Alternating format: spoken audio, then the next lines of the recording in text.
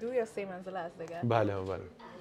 پشتایش هم تمامش دوستا پر است و عیار 21 است. وزنش کنیم دیدار جان؟ حتما.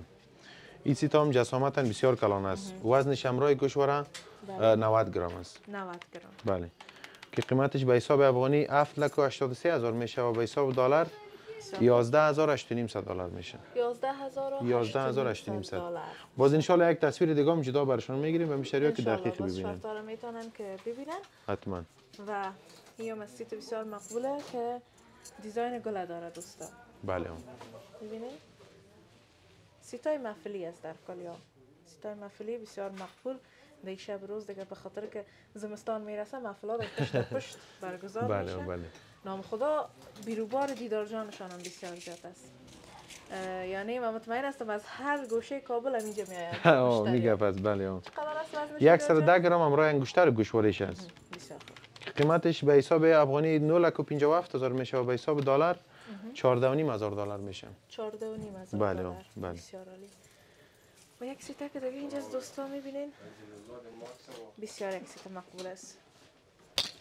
هم ظریف است و هم بسیار همونطور گلای مقبول داره، پرکار هم برش گفته میتونیم، ولی وزنک سبک داره یک ذره. بله. نسبت به اینا. بله.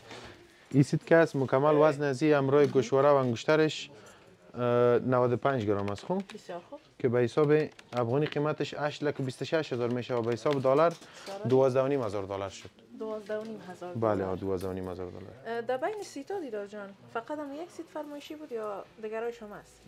در بین سیتا یکی است، یکی اینی گل است که از این گل ما داشتم پیش ما اجدیش بود بازی را 21 ش جور کردیم با یک مشتری دیگه است. 21 خواسته بودن. این در 21 خواسته بود. این از اون سیتای مشهور ماست دیگه. بله.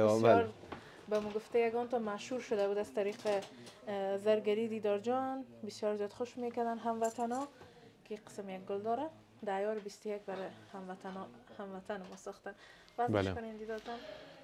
این سیت همراه گوشواره و انگشترش بسیار عالی. 140 گرم میشه. 140 گرم. بله. 12,18,000 افغانی شد و به حساب دلار 18,500 دلار شد. 18,500 دلار. بله.